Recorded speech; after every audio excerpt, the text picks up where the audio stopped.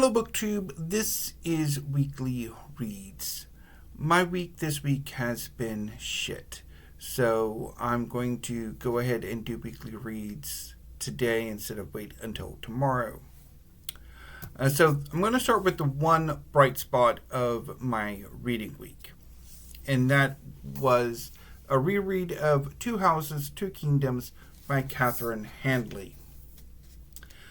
Two Houses, Two Kingdoms is a history of the Capetian and Plantagenet dynasties from 1100 to 1300.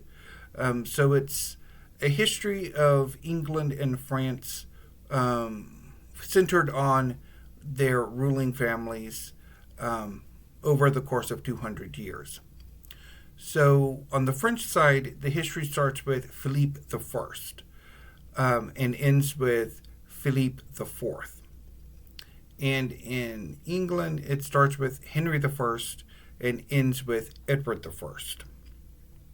And so the book covers the interactions of the two dynasties over this period, particularly the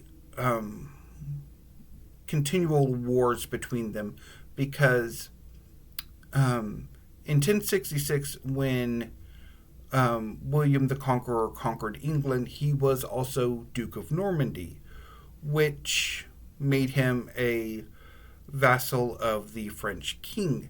Now, at this time in France, France was a very loose kingdom. The major magnates, the major lords, were largely independent of the king, who only directly controlled the area around Paris. And so being Duke of Normandy made the King of England have a rather uncomfortable situation, because a king is also another king's vassal. And this was the root of conflict between the ruling houses of England and France.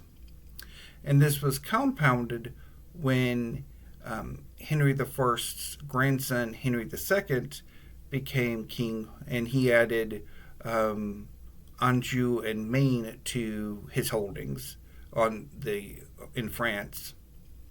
And then his marriage to Eleanor of Aquitaine added Aquitaine to his holdings. So, and then his bullying of Brittany added Brittany to it.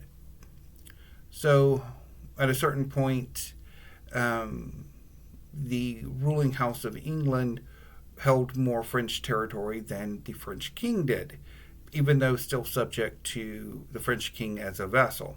And so this was the root of the conflict, as the French monarchy was trying to consolidate its position, increase its power, and whittle away the independence of these major magnates.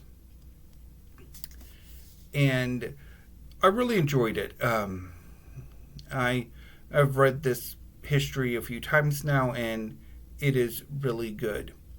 I last read it, or bits of it, back in June, when I had a similar issue with what I was reading earlier. Didn't quite work out. And I needed it.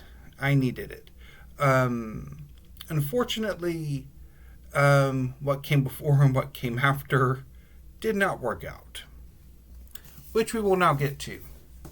So let the bailing commence.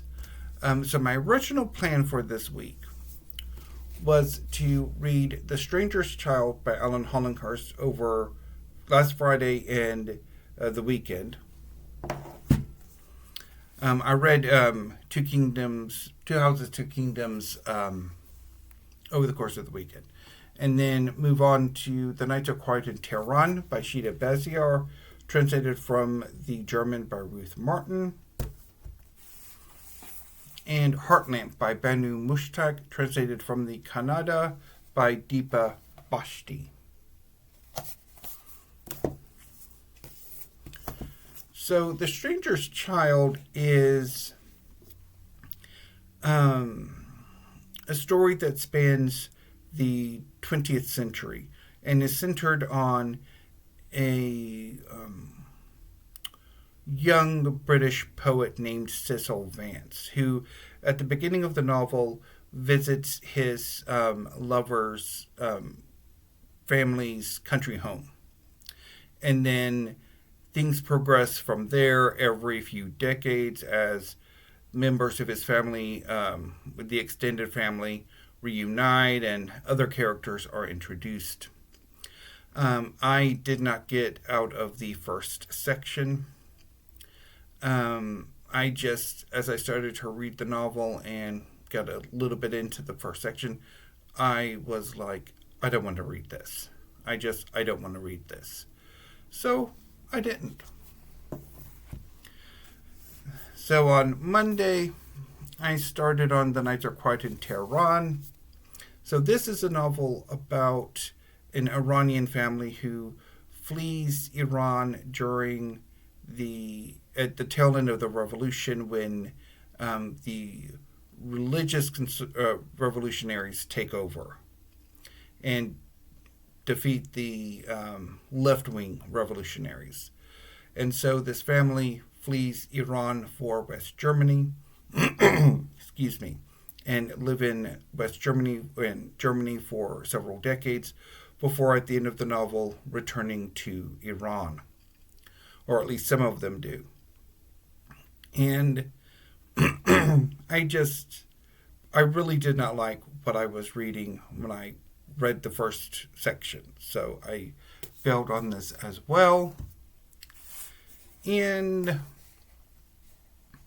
I then moved on to Heartland and I just could not get into the first story. So I'm like, nope.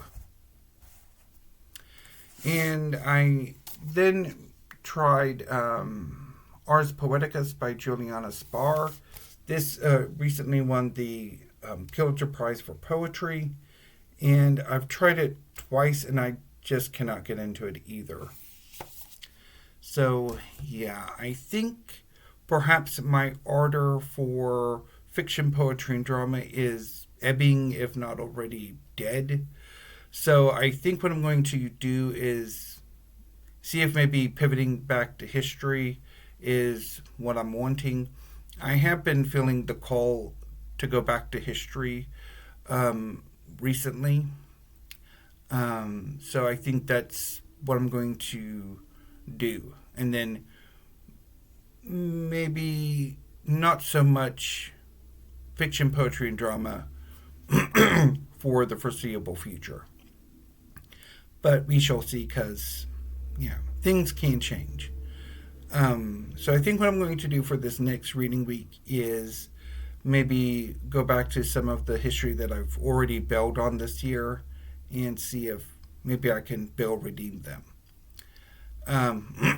Excuse me. But for today, what I'm going to do is I'm going to move my history collection, which is behind me, and move it to where my fiction, poetry, and drama collection is, which is to the right of me. And then vice versa. Excuse me. One of the problems of filming in the mornings is I tend to get a bit froggier. And then on Friday there will be a history-heavy book haul, because I went ahead and picked up some history, or ordered some history from Amazon on Tuesday, so that should be coming in tomorrow at some point. I don't know who exactly is going to be delivering it. If it's Amazon itself, it can be a bit wonky, and perhaps not actually where it should be delivered, although I can easily go and pick it up if it isn't correctly delivered. And I might do a tag video today later on. I don't know exactly what my frame of mind will be at the time, because some of the questions might be a little dark, in my answering. So we shall see. Anyway, BookTube, I'm going to go ahead and sign off for now, and I will see you perhaps later today, this afternoon, with a tag video, and if I need a break from the rearranging, which I will talk a little bit about during that video if I do make one. And of course, I will see you tomorrow with a book haul at some point. Anyway, BookTube, until I see you next time, thank you and have a great morning.